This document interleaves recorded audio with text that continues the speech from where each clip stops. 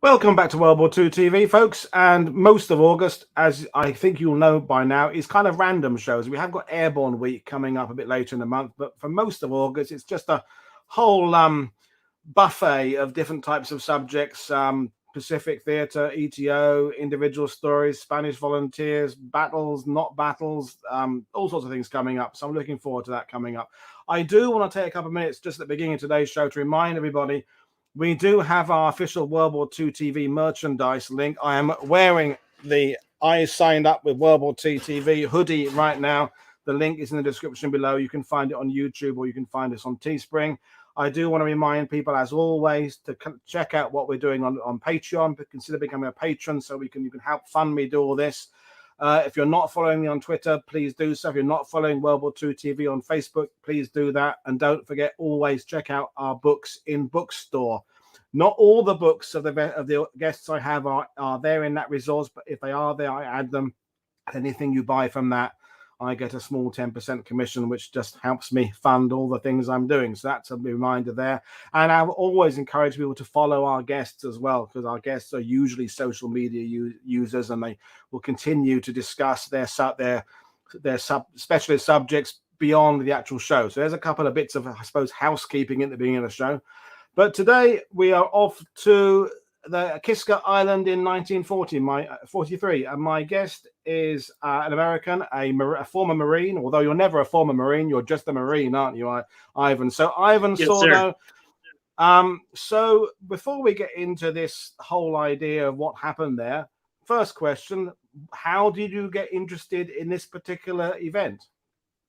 Well, that to me is the interesting thing, and thank you for putting up the picture there. Was that in the 1970s, when I was a bit younger, watching a lot of TV, and I still remember this coming across television with subtitles. And in the 70s, if you saw a Japanese movie on TV, it usually was a monster movie. It was something about Godzilla or something like that. And as a kid, even though I've always loved history ever since I literally learned how to read English, this movie came across the screen, and I found it fascinating because the Japanese weren't the bad guys. They were not the stereotypical Hollywood screaming with a samurai sword saying death to America. It was actually quite a fascinating movie in that the whole point was to rescue their fellow soldiers and sailors. And I still remembered it for years, literally for years, because it was so unique. And then when I finally went back to school and got my, and I'm not saying people need to go to college to learn history, but it focuses my point of view. It helped me.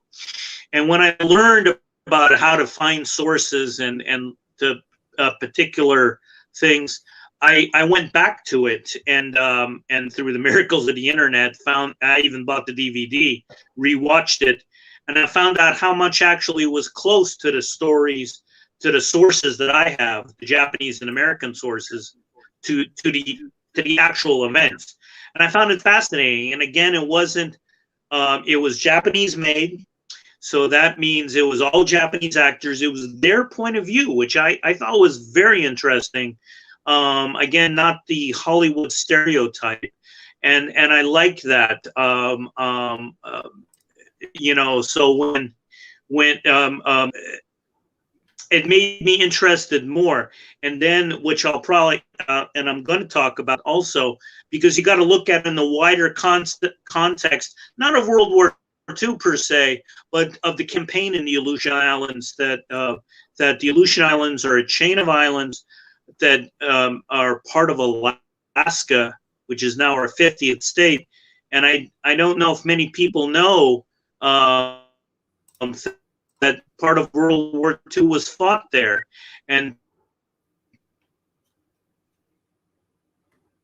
oh, Ivan's connection failed there, folks. It happened once in the test screening. We'll carry on talking there. I just want to add the fact, folks, that the thing about when we talk about the Japanese in World War II, we don't often think about them as the rescuers. When we think about the Japanese, we think about the Japanese in terms of, as Ivan said there, the baddies, the banzai charges, and we're not going to dismiss the fact in World War II TV there are the aspects of cruelty and the treatment of prisoners of war and things like that. But when we talk about operations that are successful, we tend to focus on the Allied ones. We think to focus on those rescue missions to get our people, and I shouldn't be using the word our, but that's how I often refer to it, but the Allies being rescued. And this is a story where the Japanese, when you get to the end of this presentation, you will feel maybe a begrudging respect for how this was organized. It may not make you respect the Imperial Japanese Navy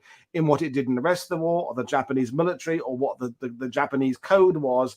But if you are a student of military history, you will come out of this thinking that was an operation well planned, well undertaken, and you kind of have to give it a begrudging respect. So we have Ivan back again now. We knew we were going to get these issues there with connections, but I was just reminding folks about this idea that the Japanese are often we think of them as the baddies, and in this case, the Japanese, it's a rescue operation. So, but we were talking about the Aleutian Islands and in relation to the Midway Islands. So just remind people just how big an area we're talking about here.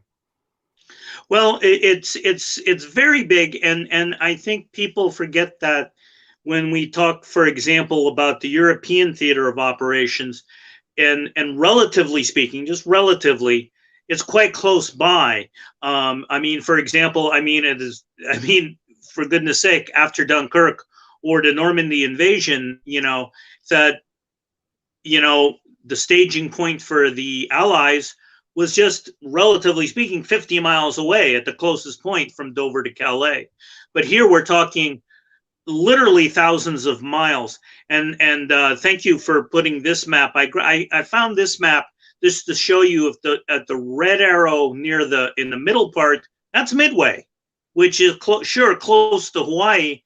And then if you look way up north, you can see that is going to be Kiska Island.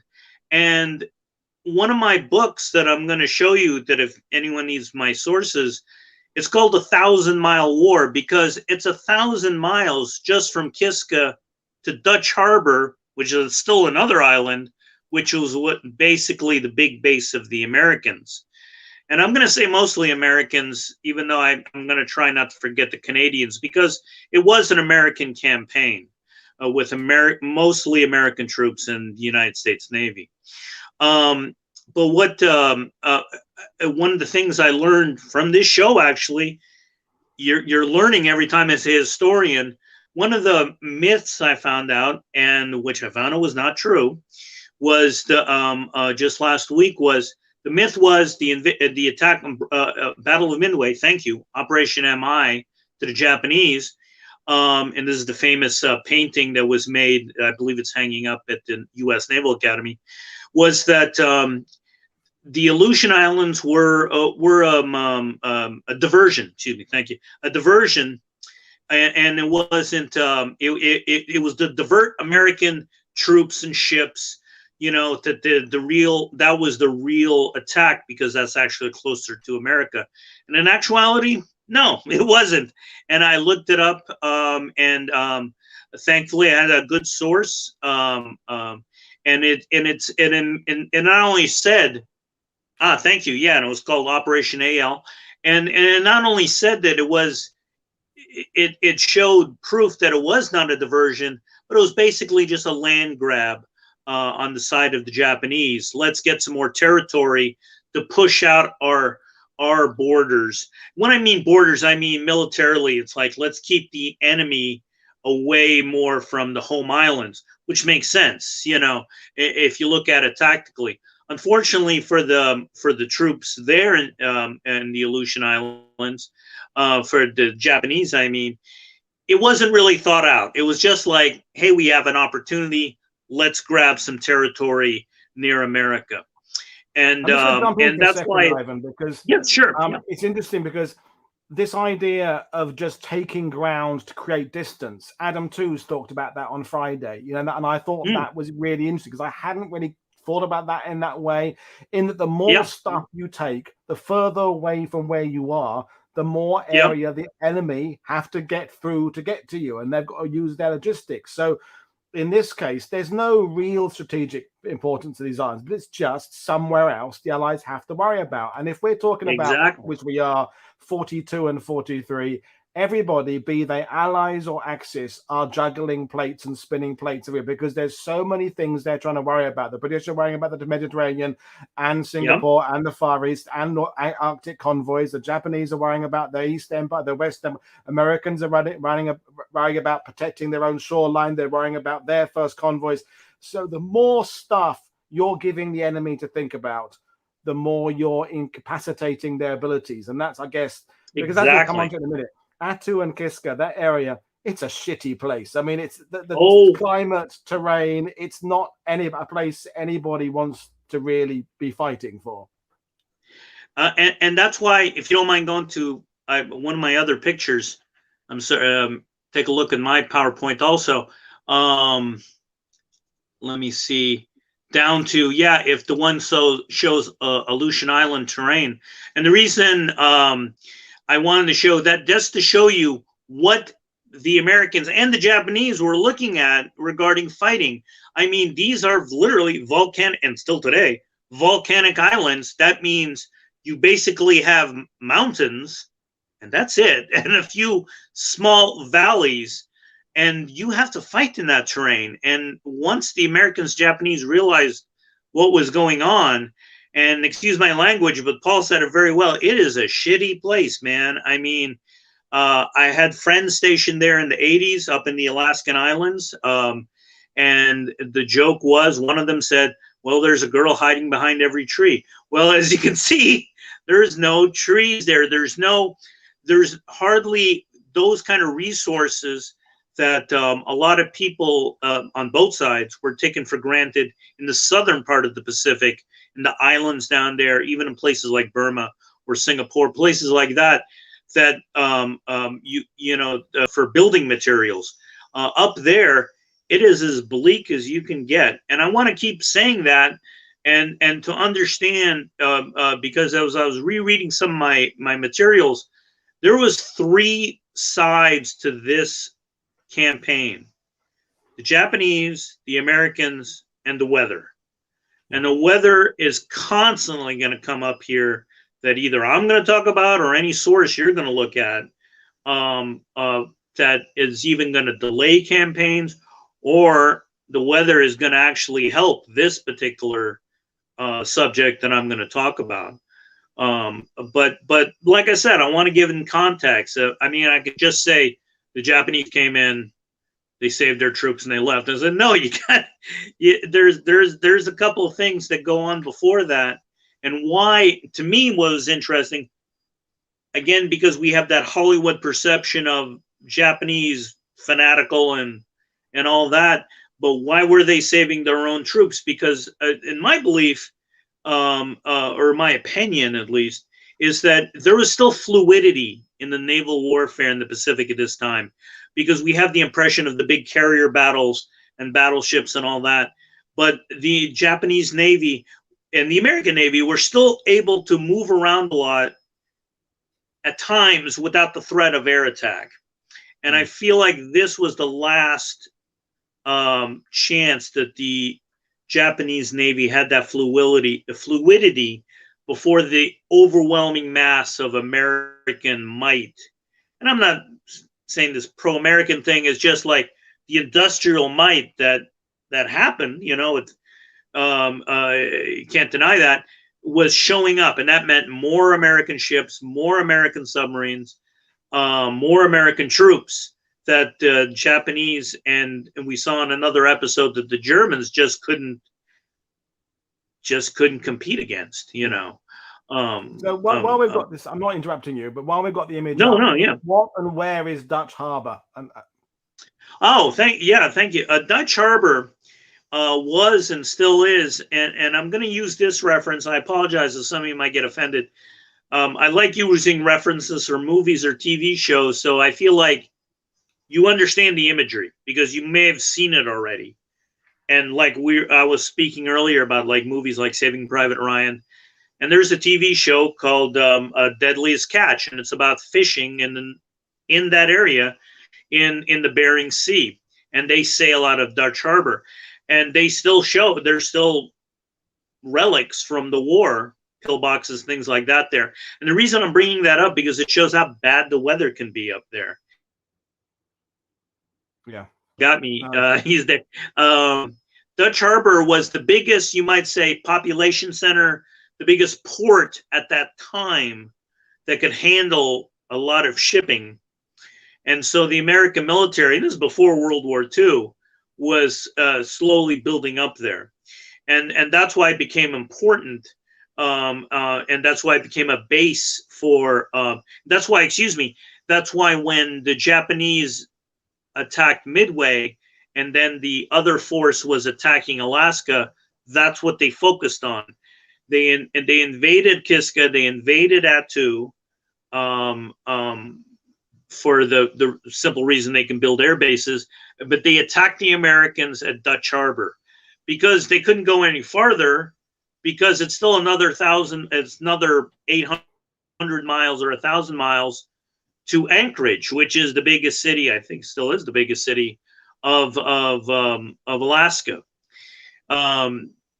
So again, just to show the distances involved in this situation.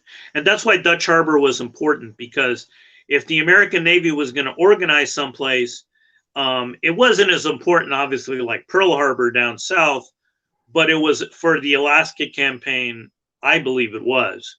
And it still is to this day, where a lot of the shipping goes in and out for Alaska there. If you don't mind going to the next slide about, yeah, there you go. Now, what was happening, it was going slow. Okay, just to give you a quick timeline, just on some of my notes, June 5th was, June 3rd, I believe, was the attack.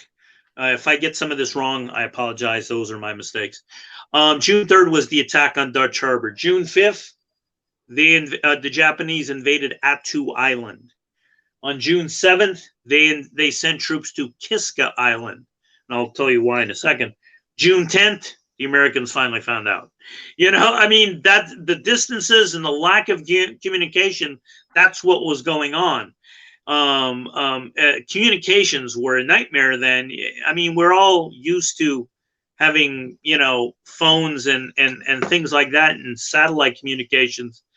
It was just, they had to build things. They had to build a network to just talk to each other.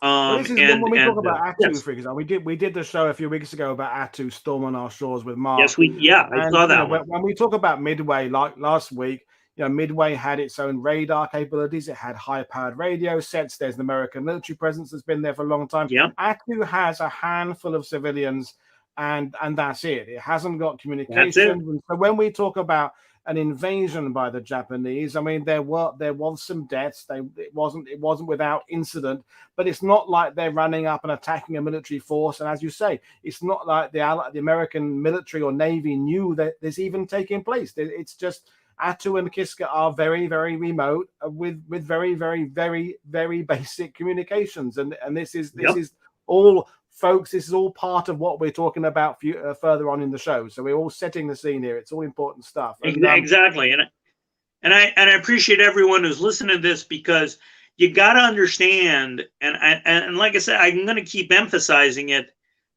because the next thing I'm going to talk about is logistics, but I got to understand how bad it was to even just fly there. And that's for both sides. This is where the third party of this campaign was, and it was the weather.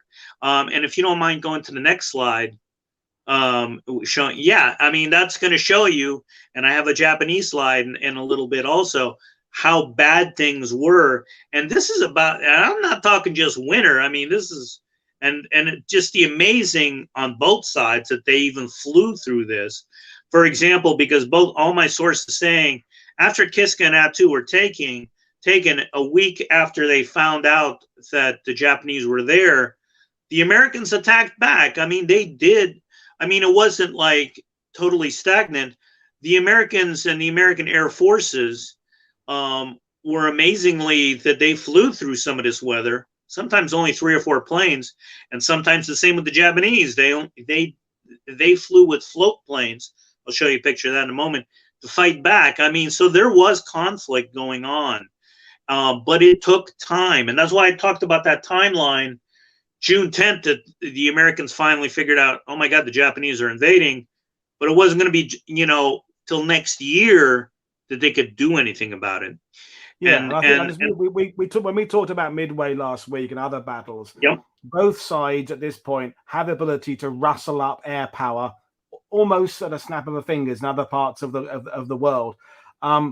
Whether you could even rustle up air power in that area, even if you could, the weather prevents it anyway. This is why it's all seaborne. And because when Mark was on the show about Attu, you have like fog for like 340 of 365 days a year. So you can't see, it's icy.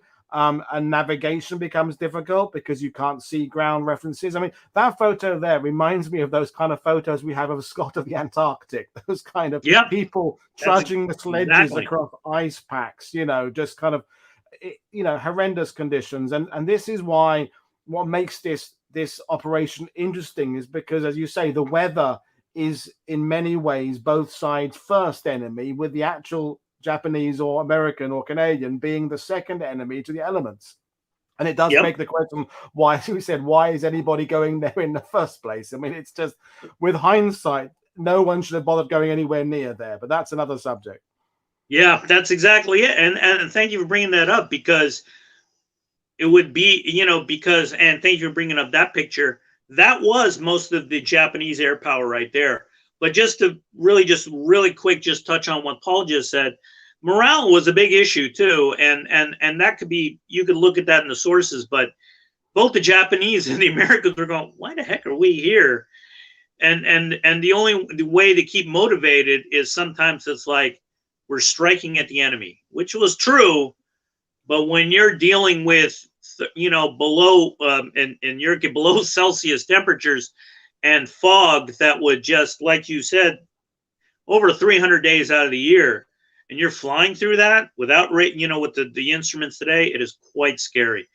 But let me just, I got to touch upon this, is logistics.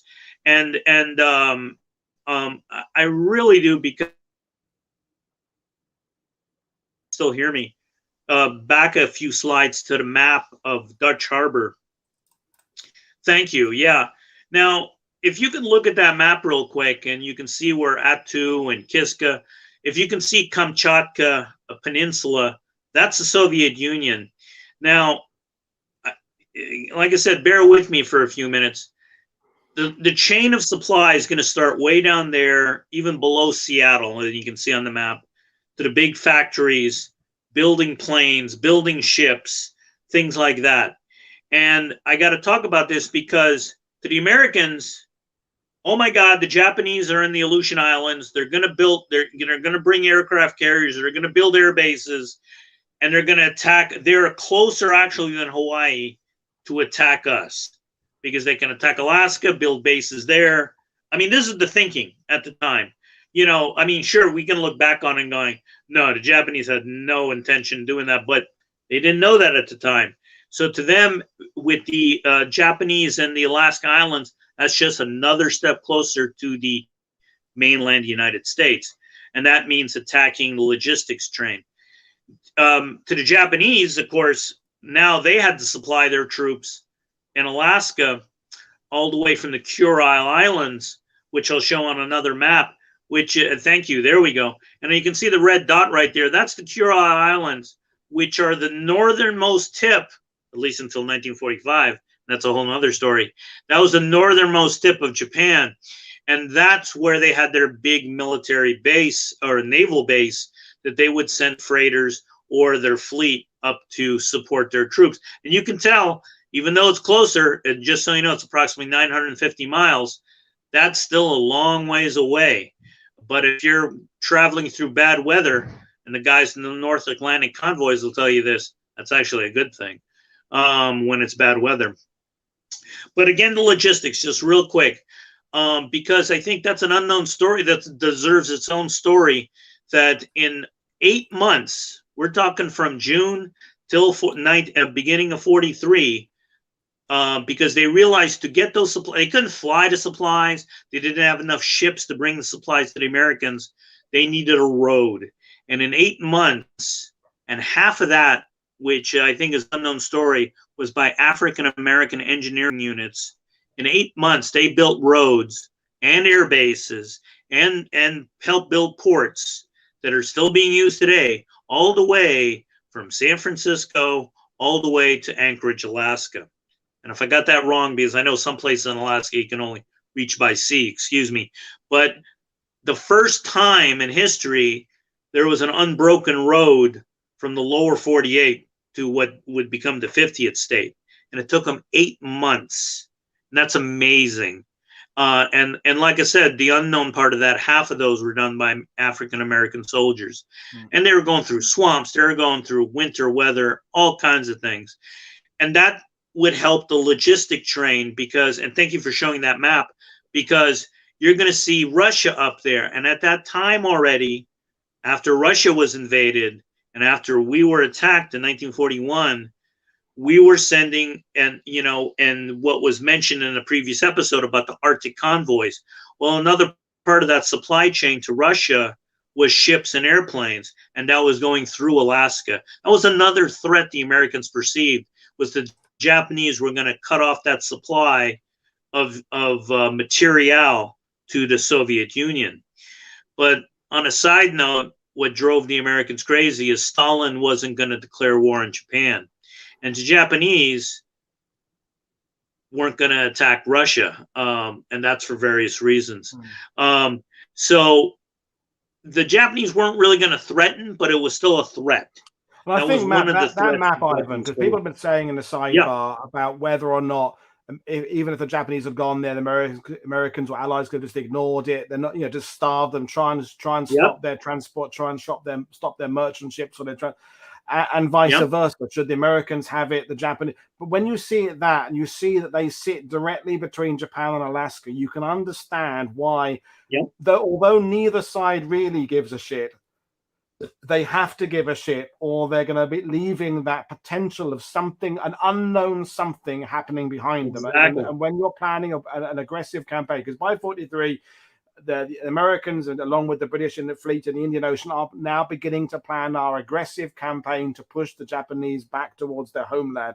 Leaving this area here is just, no one likes that. No one likes leaving a force behind you. And so I think that's why, despite this terrible terrain, despite the fact it not being really, really important, it's an itch you can't scratch if you ignore it, I think.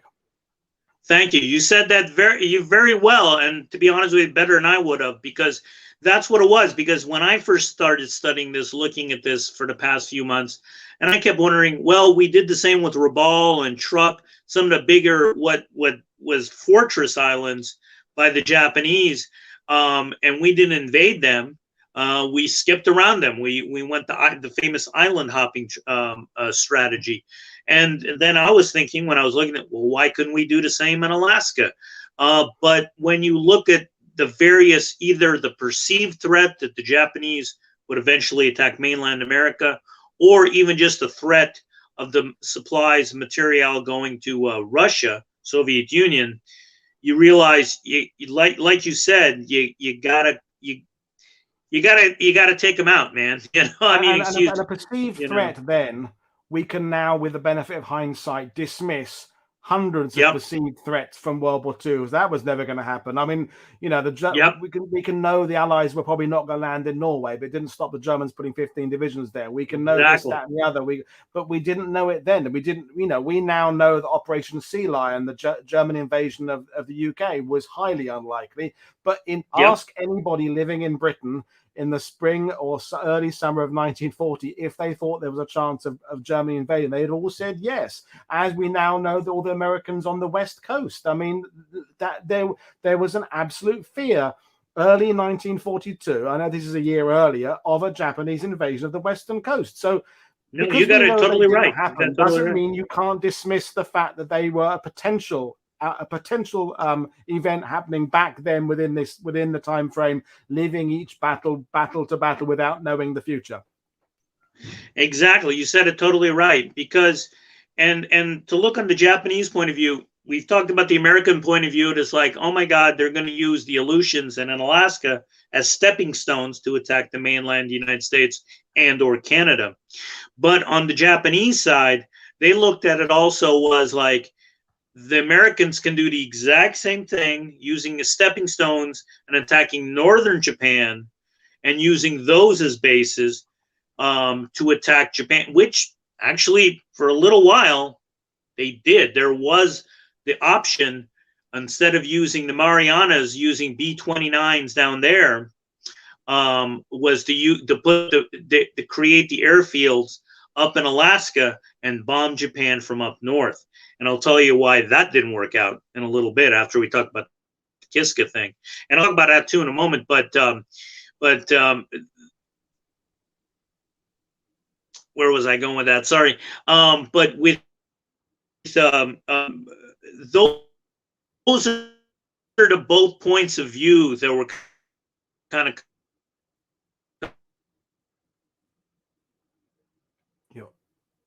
Your audio's just dropped out for a second there, Ivan. We'll come back in a minute. Oh, I can see me. No, we got you back now. That's it. Let me see if Paul comes back. Oh, now I can see Paul. Oh, great. We're back. So yeah. Those are the kind of the both points. Yep, those are the kind of both points of view that each side was like. And relatively speaking, they were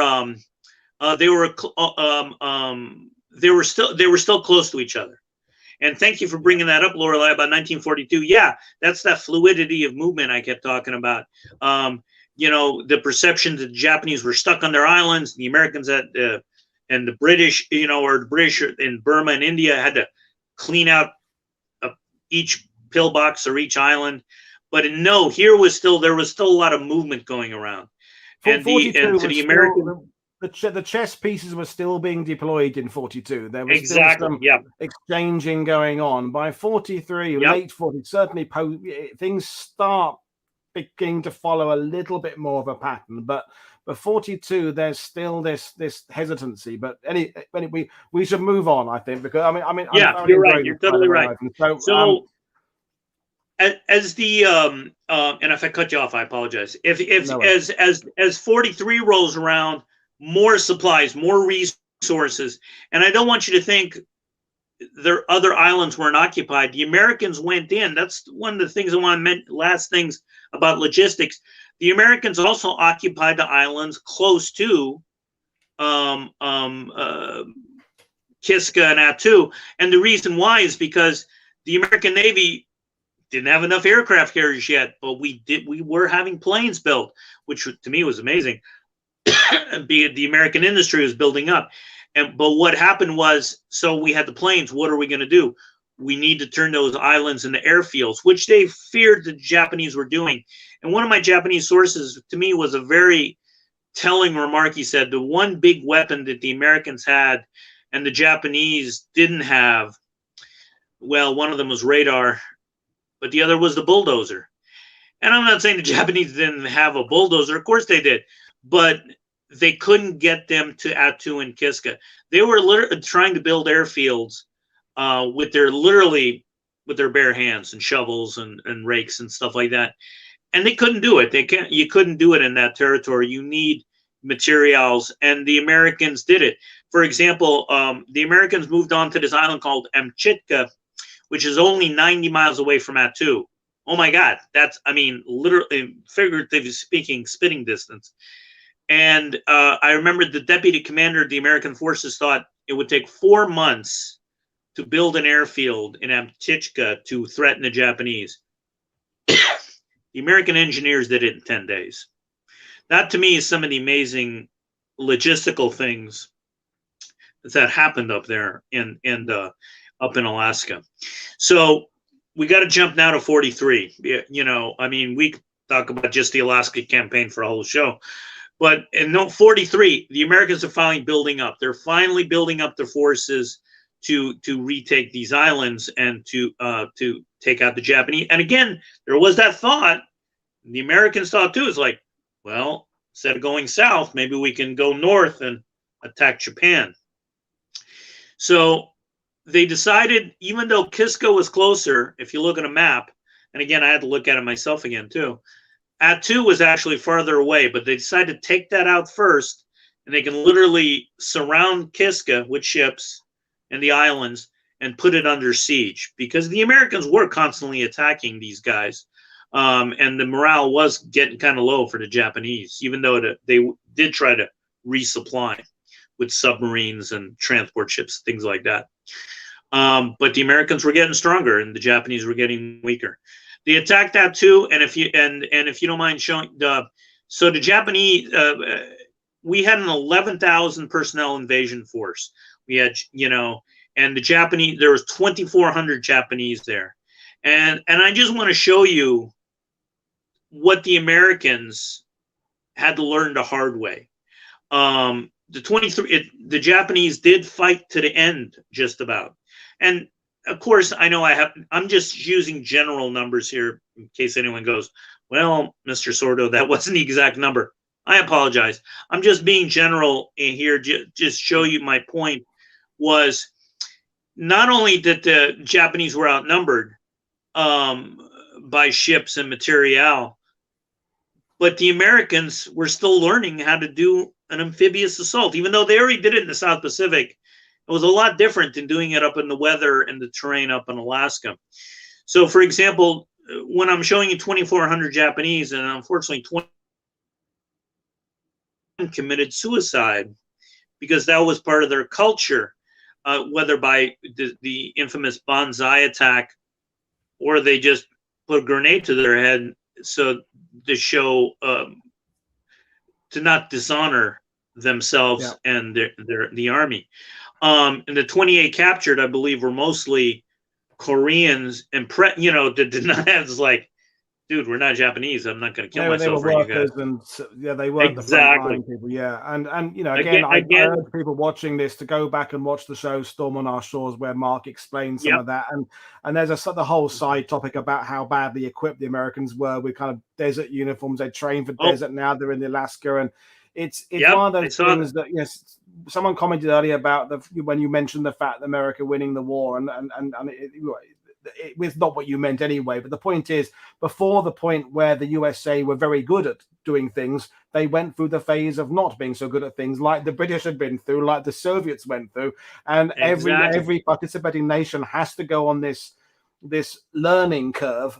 Some country improvements were faster and steeper than others, but before any army gets good at doing amphibious invasions, you kind of have to get the experience by doing them badly, in a sense. So, and this one was not well done. I mean, and commanders changes and things like that. And as we said, the morale aspect is very, very interesting because it came up in the show with Mark, because motivating people who have the wrong uniforms for an island, they're thinking, why are we going here again? If you're in a big red one and you're on a boat towards Sicily, a commander can tell you the reason for doing that very, very quickly and explain very, very precisely why you're doing it. You go, yeah, that makes sense. Then we can go to Italy and then we can go up towards Germany.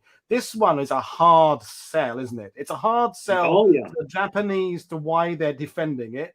And it's a hard sell to the Americans and later the Canadians to why you're attacking it. And possibly the morale impact has another factor to play in why the battles took a bit longer, because no one's really as committed as they could be, possibly. I mean, no disrespect to any American soldiers there. Just it's finding that level of motivation for when everything is trying to kill you, in this case, the weather and the enemy.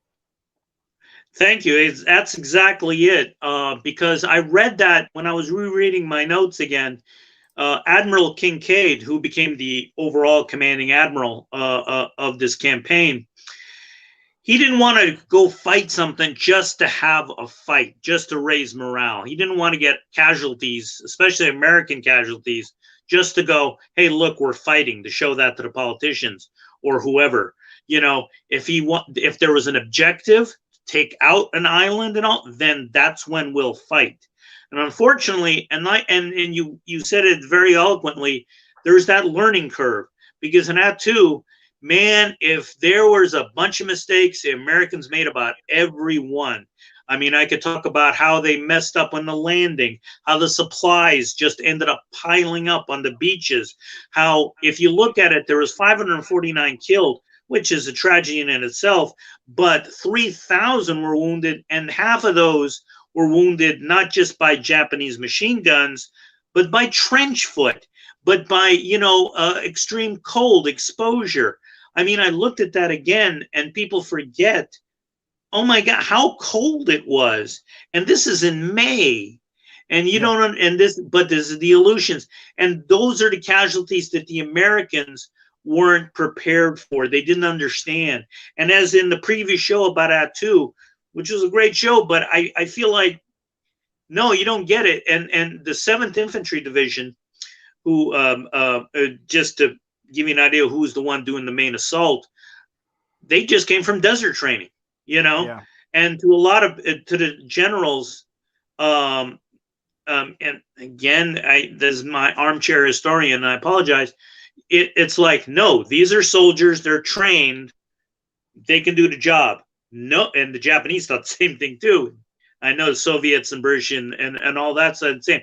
No, you got to train for where you're going to fight for. And they didn't, and they hardly did any of that.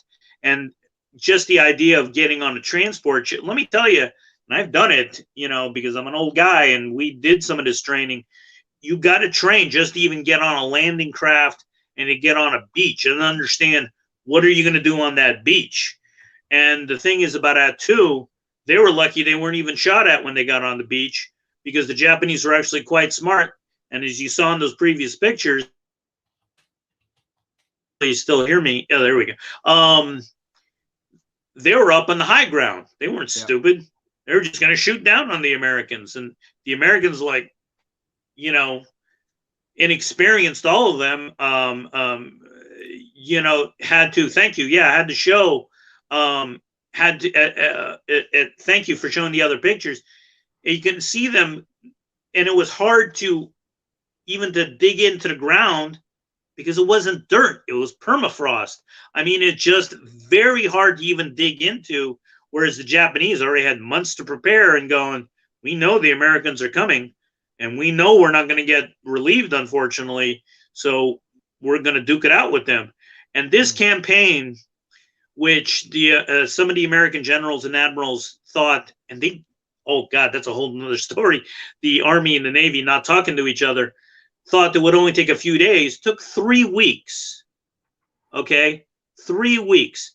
And just to give you an idea, there was 2,400 Japanese troops there, 2,000 whatever. There was 5,000 Japanese on a small island called Bachelor in the Taro Atoll. And the American Marines took that in a few days because the Japanese had nowhere else to go. They fought to the death. But because of the weather and the terrain, this was a grind, and it was a terrible grind. Yeah, and exactly. We could spend another 20 minutes using a whole list of superlatives and descriptions. Sorry, I have to say, I am surprised why, in reading about the progression of amphibious landings, for example, Attu doesn't come up more in discussions about other theaters as an example of here's how everything that could have gone wrong went wrong, but it doesn't. And I think that's why, although we haven't got to the meat of this show yet, I think it's never a bad thing talking about this learning curve, because there are a lot of people, and I was one of them at some point in my career. You read all about the victory, and you don't want to kind of take on board that there's this big learning curve, because it doesn't seem patriotic somehow to analyze the fact that certain things took a while to get off the ground, and you don't want to find yourself being negative about units that are coming from your own country, and this division didn't do very well. So you kind of want to focus on the things that went well. It makes you feel nice and feel better about our respective nations' abilities. But yeah, the Battle of Attu is, and well, as we'll get to Kiska, whether in fact we'll find out there wasn't a battle there, but it's worth more study and worth more investigation, I think. Exactly. And just to finish up on it, one thing about and I got to mention it, one thing at least I think the advantage is And I'm not saying the Americans. I'm saying the Western allies. I'm saying the British, and even the French, and later, I really do, and the Canadians and all those guys. What I feel like is, Attu shows they learn. They made a lot of mistakes, but in a few months you're going to see they learned from those mistakes, and they learned it well. And thank you for showing. That was one of the pictures I wanted to show. This is the train that the Americans were fighting against. The Canadians will come in later. That's why I keep saying Americans. And this is what they had to deal with. And you can see, and this was taught to me when I was a young Marine also, if someone gets hurt, it's going to take a minimum of 4, and in this case, because of train, 6 guys to carry that poor wounded guy back. And that means you just lost a whole squad to the enemy until those guys get back.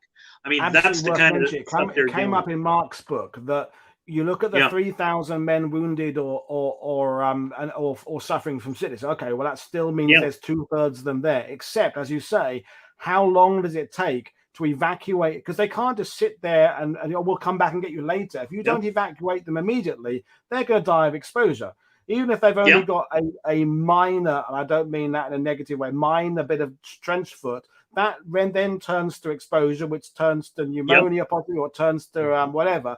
So as you say there, it probably meant that at any one time, the American forces there are fighting at about 10% of their ability, probably something like that. I don't think anyone's broken it down, but those who've been in the military watching this will realize just how much of a drain constantly taking back wounded men in that environment would have, and also the consequent effect on morale as well, in that you're lugging some mate of yours back on a stretcher with 6, he's moaning and grumbling and screaming out, and you are too, and you're wondering what you're tripping over and banging yourself, and it's we will move on to what the actual thrust of the story. But I think all this is really good contextual understanding to our viewers of, just as we said earlier, how shitty that campaign was. Hopefully you can still hear. Oh, there I am again. So, and that's why. And I apologize if I bored some of you with this. The reason why, because we're coming to Kiska. They finally secure Attu after 3 weeks longer than they expected, and with a lot more casualties than they expected. And they had to learn from this. And in combat, you got to learn real fast. And I got to admit, the Americans did. And I got to show you that, because I got to show you how bad things were. And now we're going to go to the Japanese side and how they realized, man, things are getting pretty bad. And surprisingly enough, because this isn't the only evacuation the Japanese did, I just want you guys to know that the Japanese did this down in Guadalcanal back in February 1943, just a few months earlier, again to save troops. I mean, they weren't going to go, again, not the perception of we're going to everyone die for the emperor. Well, they did, but it's like, if we don't have to, let's save some of these troops for another day to do something else, which they did in Guadalcanal, they did in the Solomon Islands, when again there was that fluidity of movement before they realized American forces, especially the air power, was getting too overwhelming. And now we're jumping. Let's talk about our Japanese leader, because this Thank you. Yeah, exactly. Has no context. You'd assume he's the same of all those other ones we read about, the stubborn, blinded loyalty to the emperor, who is just as happy to run his men down the hill with no ammunition left in a banzai charge. Because we've talked about the American learning curve, and I know you just talked about the Japanese. The Japanese are a few miles away, essentially, on Kiska, looking at this, and there's 2 ways they could go with this, isn't it? Expecting the same thing, and because it would pretty much been the same, or doing something different. And this is where we get to this amazing story of this guy here, and how different he reacts to this, because as you say, every news every side is getting from this is bleak. It's there's no good news coming through at this point. So let's talk about who this guy is and where he is and what he's learning. Well, I find some of these Japanese admirals, because again they get overshadowed, just like on the American British, on the British side, for example, some of the lesser known admirals get overwhelmed by, like, Admiral Cunningham or Ramsey or Tovey, which the British historians know what I'm talking about. But there's these other guys who who were commanding small groups of ships who did, to me, some amazing things. And I think that's forgotten also on the other side, on the Japanese or the Germans. And you had a great episode about the Italian side of things, which I thought was fascinating. You know, and these guys get, you know, forgotten. And one of those is Rear Admiral Masatomi Kimura. And what was fascinating about Kimura, my Japanese source says, he was more known for his mustache, because the idea of the whole clean-shaven thing in various militaries, he was more known for his mustache than his knowledge of commanding ships, because he spent most of his career at sea. He knew American air power because he was one of the escorting ships in a battle called the Battle of the Bismarck Sea. And what that was a reinforcement, 8 transport ships, 8 Japanese destroyers trying to reinforce the troops in New Guinea. And it was unique in that it was almost totally wiped out.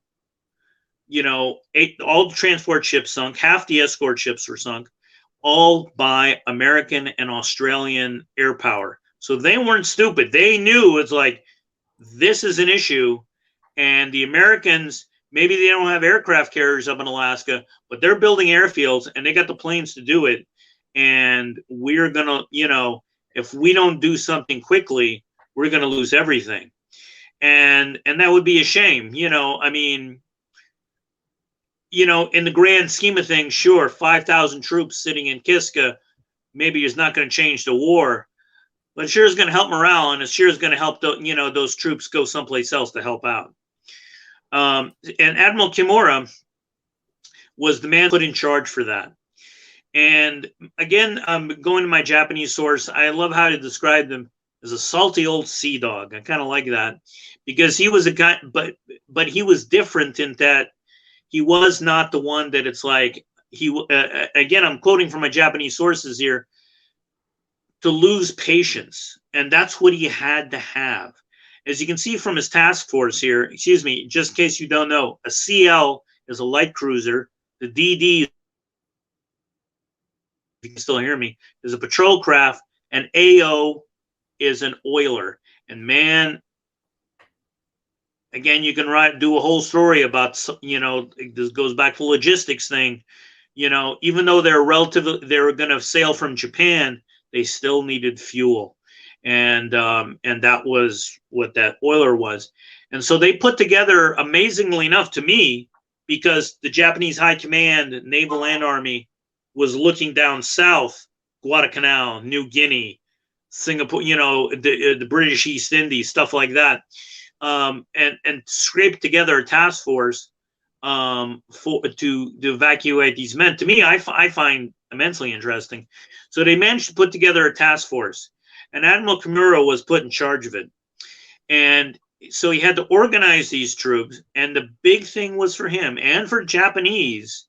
I don't think Americans enough realize this, or other just people in general. Training. They may have not had the best, by this time already, the best equipment compared to the British and the Americans, but they had very well-trained sailors and troops. And Kimura knew he needed that. What I mean by training, he needed navigators. He needed people who knew how to, like, they had to train when they got into Kiska. How are they going to get those troops onto the ships? I mean, people don't think about that as like, well, put them on boats. What, lifeboats? I mean, they had to bring their own landing craft, and they already had some on Kiska. You know, it's those little details that a commander has to think about, because they had to do this not only to avoid the Americans, but to do it quickly. They had to do it fast. And that means he had to train this task force, and they put it together. Operation, Ivan, tends to take some time to plan, and this is an amphibious operation, kind of in reverse, because you're going there and bringing the people back, but it's still an amphibious operation. And you know, when you look at whether the ETO or the Pacific, the Allies didn't throw amphibious landings together overnight. They took time to organize, and even when they were organized, they didn't always go to plan, as we found out Attu. It wasn't thrown together. It was quite a complex plan put together, but it didn't come together. So the Japanese are putting together something that that they haven't really done before, because the extraction, well, a bit in Guadalcanal, but the different kind of area of the Pacific, in terrible terrain, and going against already the kind of the flow of what the Japanese mindset is. The Japanese mindset is beginning to get to the we don't give up any ground. And so this has got a lot of things weighted against it. And yet, I'll let you explain how the task force comes together, and we'll do that. Yep. No, thank you. And that's the thing. That's what their focus on was, training. And I had to mention that because that's gonna come back to help them out.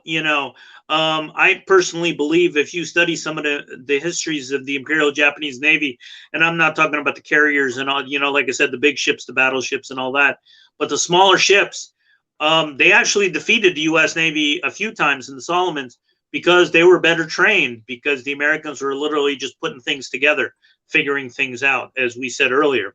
So the Kimura put together his ships. And again, my source, again, I had to lean on my one Japanese source, and like from the movie, which I enjoyed, Toshiro Mifune played him. I'm not pushing the movie to sell. It's just, again, you get a visual idea, and again, culturally, what they were looking at, because I think that's forgotten sometimes, that it wasn't just an enemy force. It's a different culture, and they had to look at things. And I had to keep mentioning Kimura's patience, because they had to wait again for that third party of the Aleutian campaign weather. And they knew, and we talked about this earlier about fog, and they had to wait for that fog. They knew that was going to be their security blanket to get them up there, to kind of hide their hide the American eyes from seeing them, because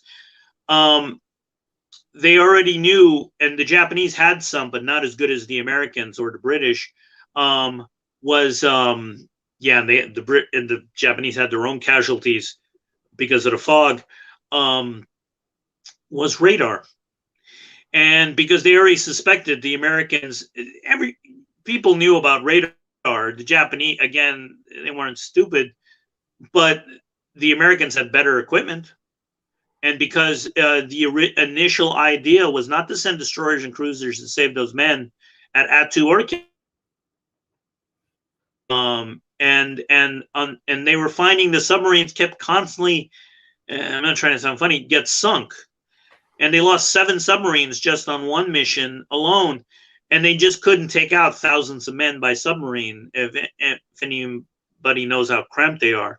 And these aren't the big fleet boats of the Americans, for example. They were actually a lot smaller. And I mention that because and a submarine has to stay up above to get air and all those things. And they found out later that submarines were getting sunk while they were in the fog, and they realized, man, that American radar is getting real good, and they had to watch out for that too. And remember when I'm talking about technology right now, because that's going to come up in a few minutes, why this is going to succeed. Oh, spoilers. Sorry. No so if we go down, yes, sir. No, thank you. Yeah, so I wanted to show them there are these accidents because of flood, of fog. Ships collide, and it just tells you how risky these operations are in these conditions. Is that ship on ship accidents happen because of, again, fog, weather, and the conditions. Exactly. I pointed out the destroyer, the Shimakaze, there, because that was literally one of the newest destroyers in the Japanese fleet, and it was equipped with radar. And surprising to me, it's surprising, Kimura requested that ship specifically to help him out, and the Japanese Navy gave them to him, which surprises me, because that's their most advanced ship at that time. Unfortunately, and we'll find out later, the radar wasn't that good. The 2 light cruisers also had radar, but it just wasn't as good to navigate.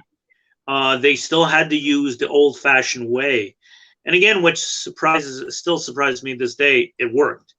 And thank you for showing those pictures.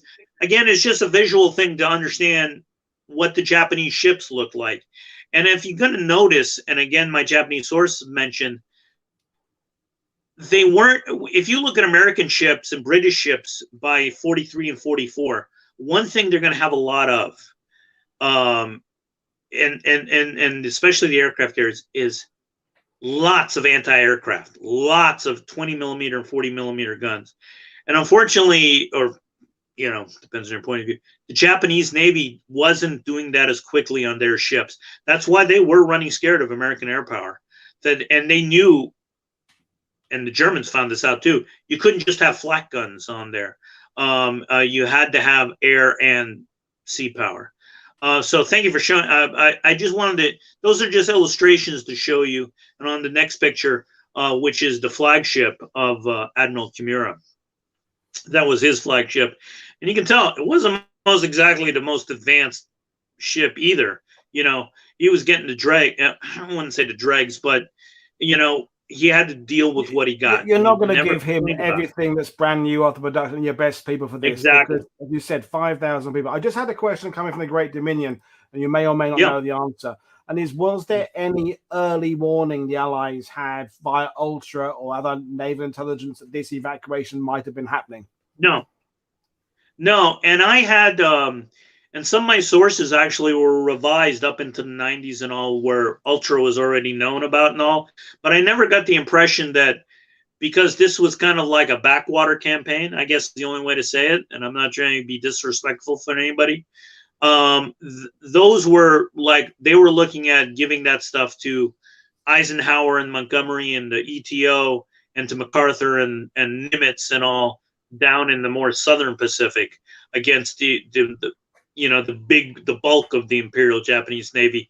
So I never got the impression that the any of that was coming up to the Alaska campaign. It makes sense to me, and I'm going to use a bad pun. I mean, this operation is small enough to slip under the radar. Essentially, it's, you know, exactly. Again, the context of what's happening in the middle of 1943 is there's lots of things happening in the middle of 1943, and Ultra. And for those who, if you don't know, it's our ability to crack a certain amount of German codes and what have you, and Axis codes. But there's a lot going on, and Ultra is something that's giving us an edge in certain areas. But we're kind of reserving that ace to play for the really big card games, and exactly. This isn't the one to worth gambling on or changing anything about. There's bigger campaigns, bigger battles going on, and so. Yeah, we've addressed that one there. So we've got this force moving up toward Kiska to get the people out. But just to touch upon that subject for 30 seconds, and this battle, again, we'll touch on just for 30 seconds to show that the Japanese were attempting to reinforce their troops, you know, but, it was only, well, I'll mention in a second. Well, you're talking about Ultra. The Great Dominion was talking about code cracking. The Japanese suspected that because, and you had a show on it just a little while ago in April, just a couple months before this, was the death of Admiral Yamamoto, and they suspected the Americans cracked the codes. So radio silence was a big thing to make this succeed. Now, here in the Battle of Komandarsky Islands, this is what I got to show why the Aleutian campaign is actually quite fascinating. This is the last fleet action anywhere that air power had no influence on either side. It was a straight out gun battle between forces of the Imperial Japanese Navy and who they caught kind of flat-footed, forces of the United States Navy. And the Imperial Japanese Navy actually outnumbered the American Navy, even though they were tethered to some transport ships and all. Not literally tethered, you know what I mean. And long story short, the Japanese actually retreated, you know, from that battle. And the admiral in charge was relieved of his duty because he was criticized that it's like, you even damaged some of the American ships. You could have gone and sunk them. And it's like, what am I going to let these transports and let these men die for nothing? You know, it was that give and take that, again, that Japanese point of view, which sometimes is not myth. Hey, if you got the chance, you attack, you know, and the criticism was the Japanese commander, and I'm sorry I don't have his name right off the top of my head, in charge of the Northern Fleet, who that was. Well, it was not Admiral Kimura. That this pushed the decision. Okay, we can't reinforce these guys. We got to evacuate them. And then after the invasion, I just want to reinforce this idea there, Ivan, that again, we have, those of us who know a bit about the Pacific Campaign, we have the Japanese expansion period of 41, 42, and we have the Japanese defending islands without any ability to reinforce or evacuate in 44, 45.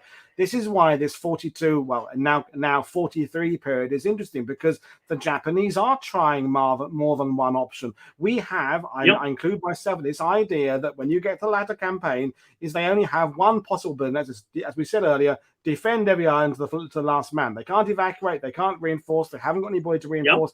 This is proof of the fact that in this period, they are trying different things out. That we have this understanding that they're very stubborn and they're very following it's kind of banzai charge, die to the death, and there's a formula.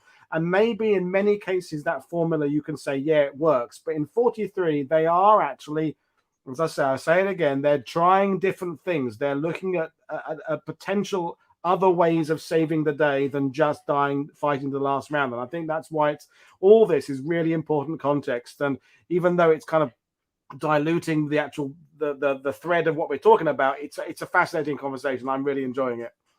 Oh, thank you. Great. And that's the hard thing about, unfortunately, some of the battles in the Pacific is source material. I mean, not just the pandemic or anything like this has been happening, keeping us away from archives. It's the language thing. I follow a few other historians, especially European historians on Twitter, and they had to learn German. They had to learn French to get some of this source material. And Japanese, I'm telling you, it's not an easy language. But I still wish I could go into their archives of the Navy, the Japanese Navy today, and look and go, there's got to be something. I mean, when you did the Battle of Midway episode, they were lucky enough. They had access to actual Japanese records, and they had to translate them, which is fine with me, to find out, okay, what was your point of view? And that's, I think that's what makes us better historians today, World War II or whatever, that we're trying to look at both those sides. I'm not saying the Japanese were good guys on this, but we definitely want to see how they were fighting the war. Yeah, that's and that's why try and do shows about the Japanese or the Germans having successes along with the shows about the Allies having successes. It's important to understand things from different points of view. But moving along, Battle of the Pips, Ivan. Yep. And when so now we're in July. Okay, now we're in July of 1943. The Attu has been taken. The big attempt by the Japanese to reinforce has been pushed back, even though to the American mind is like they're constantly a threat, which they were. I'm not going to deny that. And now the invasion force was getting together for Kiska, and the Japanese knew that too. So at the same time, right now, and please take a look at this information, but I got to tell the story right now. In the beginning of July, Kimura is sailing with his task force to Kiska. That is early July. And he has to turn back, not because of American forces, but because of the weather. The fog is constantly lifting. And he has to turn, and it gets to the point, I can't sail, I can't go anymore, because all I'm going to do is get spotted and sunk. My words, not his. Yeah. And so he does a very un-Japanese thing. He turns back without even facing the enemy. And he's criticized for this. And this is where my Japanese sources actually says he's very un-Japanese on this, going, this is where he shows patience. He's not turning back and saying, no, we're not going to stop, but we're going to wait till the weather gets better and we have a better chance. And he did. And he waited for a couple of weeks, and they sail again from the Kurile Islands, heading toward Kiska, and the fog comes in, nice and thick. And this is good. Even though Americans have better radar, the American Navy is actually surrounding Kiska Island. That's why I'm going to bring up the Battle of the Pips. that he figured it still gives him a good chance to break through and rescue those troops. Now, at the exact same time, he's steaming toward the island, just a couple hundred miles away. And from my Japanese sources, they say the troops on Kiska all of a sudden can see shooting in the horizon, like there's a big naval battle. And they couldn't understand that because that was the wrong direction. If Kimura's coming, is it the Japanese? The Japanese fleet come out? And Kimura found out about this later. It's like, that wasn't us. We weren't even near there yet. And what happened was, this is the technology I was talking about earlier, where sometimes the Americans, to this day, we rely too much on the technology. And it is a very famous battle that it wasn't a defeat, it wasn't a victory, because the Americans actually fought against nobody. Supposedly, and to this day, the U.S. Navy sources say there was something out there. They saw something on radar. It looked like an enemy fleet, and they opened fire on it. And some sources say, you know, some of my other sources say, well, they shot up on uninhabited island. There were no islands near there. They shot against somebody, but there was no one there. And why is that important was they used up fuel, they used up ammunition. Okay? And by the way, the reason I pointed out the specific ships of this task force is this is the first time Americans are using the old battleships. And I don't want you guys getting confused. Well, Ivan, there were already American battleships in the South Pacific. They were, but they were so up-armed with anti-aircraft guns, they kept them close to the carriers so they can provide anti-aircraft. These are the older battleships, the Idaho, the Mississippi, and New Mexico, that were built right after World War I. Good ships, but they weren't they didn't have as many anti-aircraft guns as they would later on. I mean, Americans loved to pour anti-aircraft guns on those ships. But they were real good from bombarding enemy positions, which they would prove later on, especially places like the Marianas and Tarawa, places like that. Yep. And Iwo Jima and Okinawa, especially Iwo Jima. But my point is, all these ships were they thought they were duking it out with the Japanese fleet, and when the sun came up, there was nothing there. I mean, when I mean nothing, I mean there was not wreckage, anything. All the testimonies swear they fought against something. They saw something on their radar, but there was nothing. Hence the name, the Battle of the Pips, because that's what they saw was pips on the screen. You can even see it on this map. It was down there, and the reason why that was important was they ran out of ammunition, they ran out of fuel, and it was decided we're going to go restock real quick, refuel, okay. It's only going to take us a little while. I mean, again, my words, relatively speaking, a little while, and then we're going to go back to Kiska. But that broke the blockade. That means the American fleet was not around Kiska. And even though they did leave a couple of destroyers up there, they didn't see Kimura's fleet. They didn't even see him on their radar. And Kimura, as you can see, it managed to go all the way around the island and make it into Kiska Harbor, where the Japanese troops were already waiting. They already had a plan. I didn't even mention, I apologize, that they already had a guy come in by submarine, one of the staff officers come in by submarine to go, this is what the plan's going to be, because they're under radio silence. So you got to have the troops ready. You got to have them waiting. And they did. They did about 8 times. I read my sources that, you know, we're going to wait until about 10 o'clock at night, which actually is still very light up there, those latitudes. And then we're all ready to go. And they had to do that 8 different times. And finally, Kimura shows up.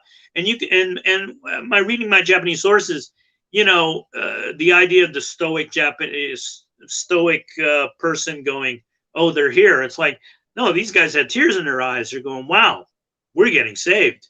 And they're right there. Those are Japanese ships coming in the harbor. And they did. And to me, that was the amazing part about it. Not only that they made it in, I mean, you can see they went all the way around the island, you know, evading the U.S. Navy and air cover because of the fog. they managed to get in, not have any more collisions, as I showed earlier, and in 55 minutes pulled out 5,200 troops. And you can see, by the way, thank you for showing some of the equipment that they left. I mean, it's still there. You can, and that's what I'm going to bring up. Except for a few places, the battlefields of the Pacific, hard to reach, very hard to reach, and that's why on some of those places the equipment is still sitting there. Yeah. And Kiska was actually quite fortified. It was going to be a nasty fight, and I'm going to show that when we show how many troops and stuff they had prepared for the invasion. Just to recap and clarify things for a second, Ivan, because the way I describe this on YouTube, I mean, I'm wondering why this isn't taught more at Sandhurst or West Point, because every quality you need in a battle is coming into this. The patience shown by Kimura, the audacity of the plan in the first place, the preparation and training, getting the submarine to get a guy there saying, this is what's going to happen, get your guys ready, practice getting your guys down to the harbor there, the complete luck of the Battle of the Pips happening so the American fleet goes away, the distance, the weather, waiting, every element. Because when you're training, I mean, I have not been in the military, I'm not trained military, but you're training things for the things you can plan for, but you're training people for the things you can't plan for and how to take advantage of things you can't plan for. It's just a really fascinating story of the elements, no pun intended, metaphorically and literally coming together in this case. Yeah. And you're right about the relics and things. I mean, there's lots of stuff you can check out on yourself. Go check YouTube, folks. There's lots of things about Kiska and Attu where there's things lying there. So recapping, the 5,000 plus Japanese know there's a rescue coming. They've been trained how to embark, which is like reverse of an amphibious landing, because time is going to be critical. You can't all be faffing about on harbors and someone think, hang on, have we got boarding planks? Hang on, have we got this? Everything has been planned from both the island point of view and the naval arrival point of view to cross all those T's and dot all those I's so that this can all work in a completely streamlined fashion. So I'll hand back to you again. Oh yeah, no problem. And that's the thing. That's, to me, is the part that still amazes me. And I've seen this picture, by the way, if anyone criticizes the picture, because I've seen this picture in two different books, one saying this was the evacuation and another saying, no, this was the invasion. I'm not sure. I think personally, this is from the evacuation because, like I said, the Japanese did bring their own landing craft to help bring aboard those troops. And I've read that also, and you can see it in the movie. The Japanese Navy and Japanese Army has incredible pride. So when they left in full dress uniform, as you can see on some of those troops. They weren't like, oh, we're in Iraq, we've been under siege for months, They were going to go, I give them that credit, man. They were going out with pride, I mean, yeah, they were pulling back. They were, let's use the R word. They were retreating. But they were going to do it standing up. It's kind of like I don't think any Japanese soldier there is going to have to think twice about leaving that hellhole of conditions. That's for sure. And jumping on a ship, especially when you know what's been happening at Attu. If you know that any fellow soldiers, some guys you went through basic with, has probably been killed there. Yep. An opportunity to get out and fight another day is going to be something you're going to take, and hope that where you fight another day is going to be slightly better climate. But darn right. No, you got it right. Threat as well. But despite this organization, the Japanese on Kiska are running short of just food and stuff, because totally. This delay from May, June, July is stripping everything they've got left. I mean, they're kind of on their last legs in terms of what they're eating and what they've got supplies. I'm not wrong there, am I? Totally. But that's got to be remembered too, that if they may be running out of stuff, but they're still willing to fight to the death. And the Americans knew that too. And that's why I keep showing the numbers. This is already twice the force that was in Attu. And you saw how long it took at Attu. That's why the Americans actually, and that's why it's very interesting. They learned from what happened in Attu, and they were going to be ready for Kiska because they imagined that to be even a tougher fight. And they would have, because they found, the Japanese had time. If you have a soldier who has nothing to do, and it can't really build an airfield, well, guess what? You can dig tunnels. You can dig defensive positions. And they did at Kiska, and it was going to be a nasty fight. And the Americans knew that. And like I said, even though the Japanese were pulling back, and they were very happy to leave there, I totally agree with that statement. But they also knew well, if it's going to be an American ship coming in, we're gonna do it. They've got the ability to spin the plan around. It's not, although they are expecting and hoping and planning to be relieved, if it does change, they can just spin on a sixpence and go back and defend that island and do the alternative plan and anticipate the American landings that they would have been expecting anyway. So this is not exactly. like they are still a potent force that have a plan B. Hopefully, from their point of view, plan A will work, but there is a plan B anyway. Actually, funny, just to be totally correct, this is plan B, because plan A was the submarine thing we were talking about earlier. True. Yeah, and you plan just A couldn't submarines, and they just couldn't, logistically, it's like, how am I going to put thousands of troops on submarines? Come on. So that's the amazing thing about it, is it took that evacuation took all of 55 minutes. That to me is amazing. I mean, to have, to be, let's go, not people drowning in the surf, not anything like that. I've never read anything about that. They orderly went on the landing craft.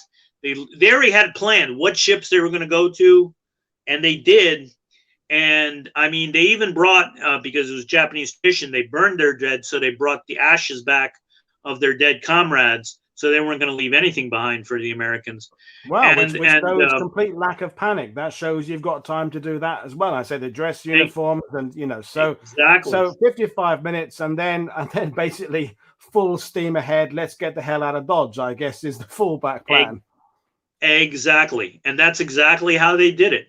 And that fog was still there, even though it lightened up enough at the island, because the ground effect, I guess, or whatever, lighten up enough they could still see the island, and they got into the harbor, because the harbor is still going to be, obviously the easiest place you can put ships, even though the Americans and the Canadians would invade someplace else on the island, as you'll see on the next map.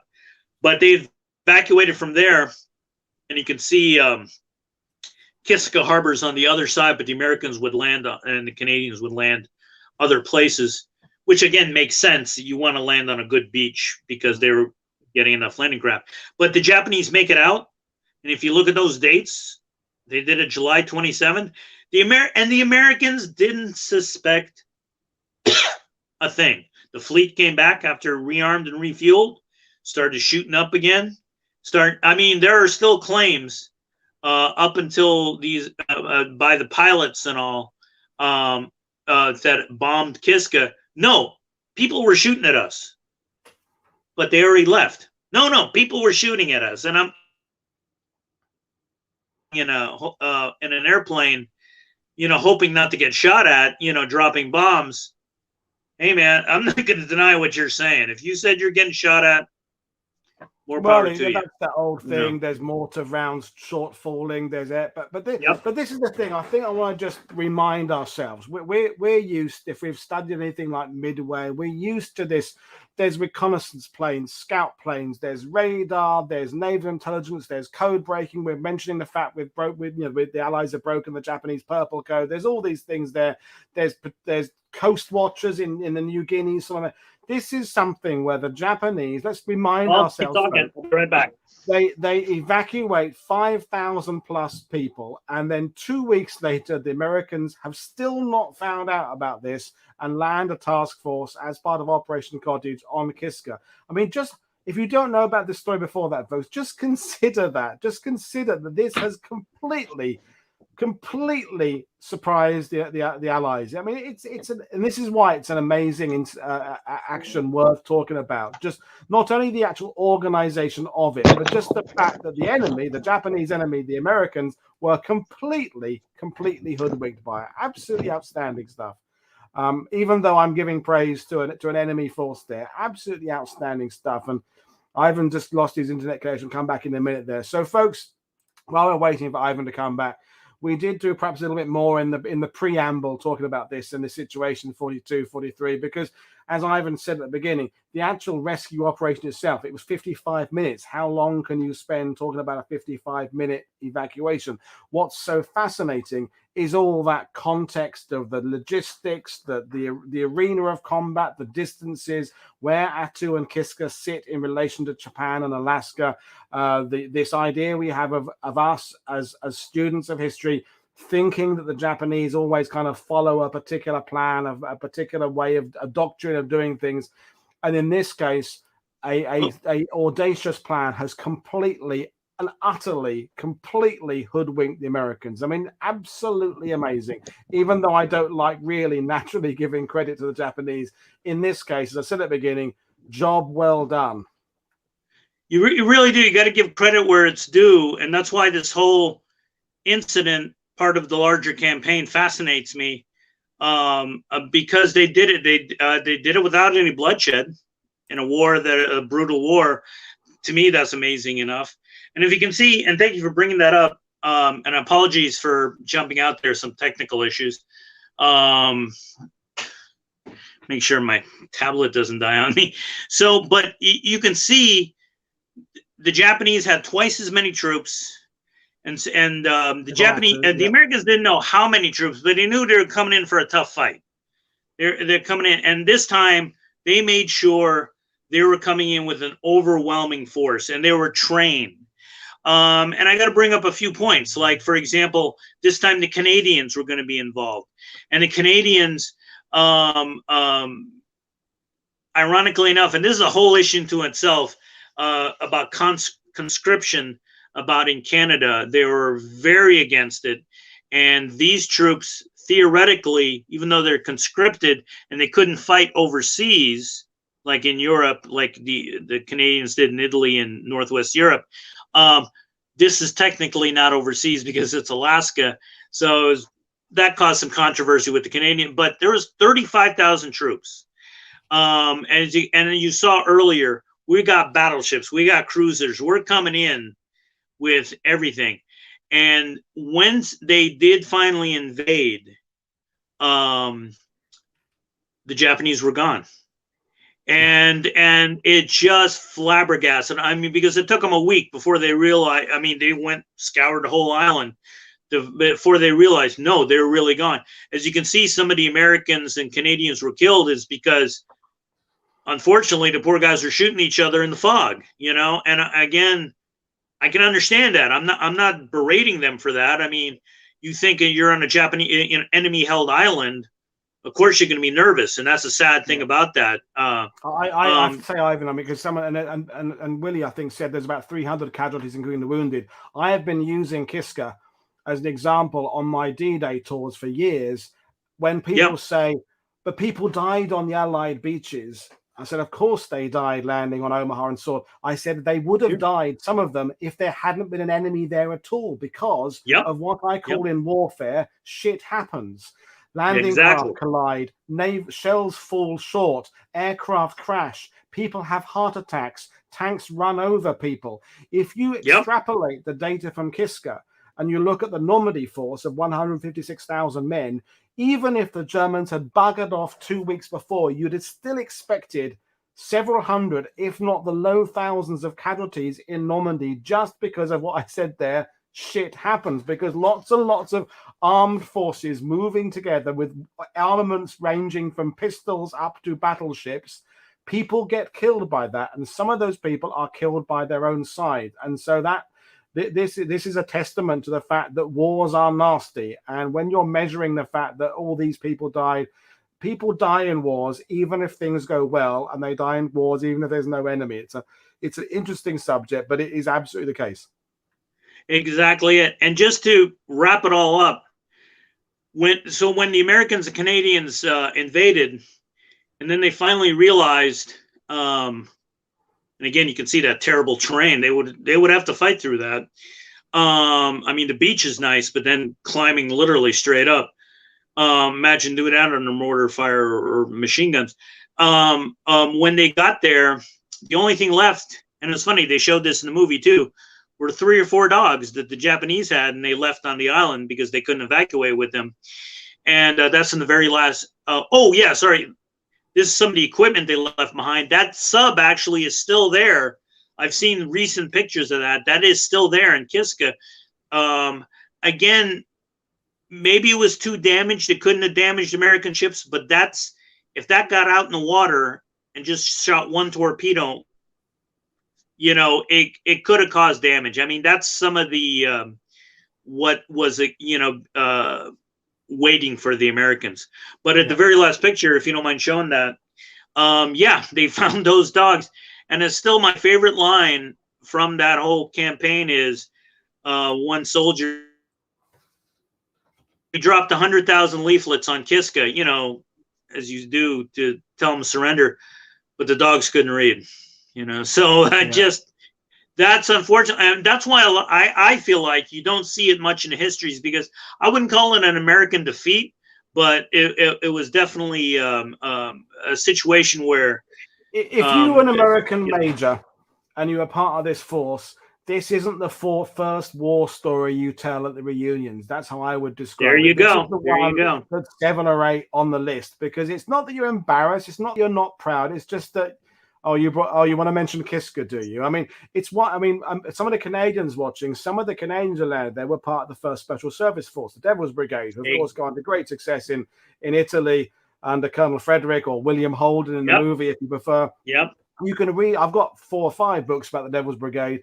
They kind of skirt over this bit as quickly as they can to get to the stuff that's a bit cooler to talk about. It's not they don't talk about it. It's kind of, well, yes, we went there. And anyway, moving along, we go to Italy later, and that's kind of how they see it. It's like a chapter. Exactly. That's kind of, it's there, but it's kind of, you say, not the first war story you tell, I think, is the way to do it. So, well, I think we've come kind of full circle with this, Ivan. I've really enjoyed it. And I was just, when you were rebooting, I was telling people we did kind of spend a little time doing the preamble at the beginning, because ultimately the 55-minute rescue operation in and of itself, you could do that in 5 minutes. It's the context that makes this so interesting. So I want to say thank you very much for putting it all together there and reminding us of the geography, talking about the conditions, because it's made this presentation from a 5-minute, you know, hey, they rescued some people and they got them back, to actually within the context of some other things we're talking about, and why it's kind of a forgotten chapter of history, and should be. This should be discussed. Sorry, it shouldn't be a forgotten. This should be something we discussed. And so, just to round things off, what happened to Kimura at the end of the war, or later in the war? Does he survive? Does he get killed? Well, that's the interesting thing about it. He actually lived. He passed away in 1981. If I had a time machine, if I can go back and talk to some of these guys, he actually became a businessman after the war, because they demobilized all the Japanese military. And from what I read, he became a manager at a salt factory. You know, he just like, hey, okay, this is my job now. And he passed away peacefully in 1981. And that's the thing. And from what I could read about these troops, they didn't get sent like to another battlefield in the South, because their, you know, transportation, they couldn't be sent down there. So the troops were left up in the north of Japan to reinforce that northern flank. So I believe most of them survived the war. You know, and just to wrap up, you know, in case there's questions, well, Ivan, since we had the Aleutian Islands, why couldn't we invade Japan from there? And it was that third party again. It was the weather. You know, they did actually, the first bombing of Japan later in 43, and the last one, you know, for till the next year by the B-29s, came from Alaska, from the Aleutian Islands. They did bomb the way up the north of Japan, the Kurile Islands, where the Japanese Navy was at. But it just didn't work logistically, and the distance. It was not the stepping stone that the Japanese feared. It was from the Soviet Union. I'll tell you that in 1 second, but not from the Americans. And the Americans decided, you know, we just can't do this. And they decided to focus on their Central and South Pacific strategies and defeat Japan that way. And that was, man, let's go back to that morale thing, because they still had to leave troops. and ships up in Alaska. And that means if you were stuck up there, there is not even a threat from the Japanese anymore. And it's like, oh boy, you know, you know, a lot of them were reassigned, obviously, but we keep mentioning, not a fun place to be stationed at. No, and I think it's also just reminding us of that old chestnut on World War II TV of the fact we only like to have that one timeline running at any one time. So we like to think about things happening elsewhere, but there's always these peripheral actions that are happening in other parts of the theater where troops are being deployed, resources are being committed, ships, aircraft, whatever are sitting there. And often those peripheral stories get lost a little bit outside of the big main ones. So it's just an important story. And I think that the feedback here is basically no one knew much about this before they're going into it, and now they do a little know more about it, and therefore from our point of view that's job done. And it's nice in some ways to tackle a show that does have a beginning, a middle, and end, because when you're discussing, as we will be in September, the Battle of Arnhem, there are still these eternal questions of who fucked up, basically, that will never be debated. There's certain things we'll never, but this, we've kind of done it. That's it. That's the story. Here's how it went. Here's what happened afterwards, and it's been a great presentation. So I will just remind folks what we've got coming up this week. I'll come back and say goodbye to you in a second. So just 3 shows the beginning of this week, because I'm off to Dieppe later in the week, filming for our Dieppe show later in August, which is not up on YouTube yet. We're doing a live show with David O'Keefe on the anniversary of the Dieppe raid. But so today has been Kiska and Japanese evacuation. Tomorrow, Alamo Scouts. That'll be an amazing story. You've all seen the film The Great Raid with James Franco and others. That's what we're talking about tomorrow, but their history as a unit before and after that raid. Then Wednesday, we're talking about the SS smoking out Romanians in Odessa. Now, there's a subject I don't think many of you know much about, except our presenter, our guest there, who does know a lot about it. So that'll be Wednesday. And then following week, it all kicks off again with lots more stuff. So as usual, keep on checking us out on Twitter. Check out Patreon. Check out Ivan's Twitter account. Follow him. Read a bit more about Attu and Kiska, because there's more stuff you can read about this. But right now, it remains me to say thank you very much, Ivan, for joining us. Did you enjoy it? Thanks so much for having me and putting up with my babbling on there. Yeah. No, it was good. And, you know, as I said before we went live, folks, one of the things I like having my big names like Adam Tooze. It was an amazing show on Friday. But I also like the fact that anybody who's got a story, if you know something, if you want to research something and you want to present, just get in touch, because it shouldn't just be a channel where the big hitters come. And I don't mean you're a little hitter, Ivan, but you know, I want the people who are doing their PhDs or doing their research, or they've been squirreling away for 20 years writing a little book on an obscure thing. I want those people to feel comfortable contacting me, because I don't want to think, oh no, if Adam Tooze is on, I can't come on. Oh, it's Adam Tooze and James Holland this week. I can't match them. Yes, you can. People, come forward with your ideas, because there's always a story. And more women and more people who aren't white middle-aged guys, frankly, come forward with your stories. Anyway, thanks very much, folks. I'm off to have a beer. Thank you very much, Ivan. And I will see you all tomorrow, folks. This is Paul Woodadge from World War II TV saying thank you for sticking with us. Bye.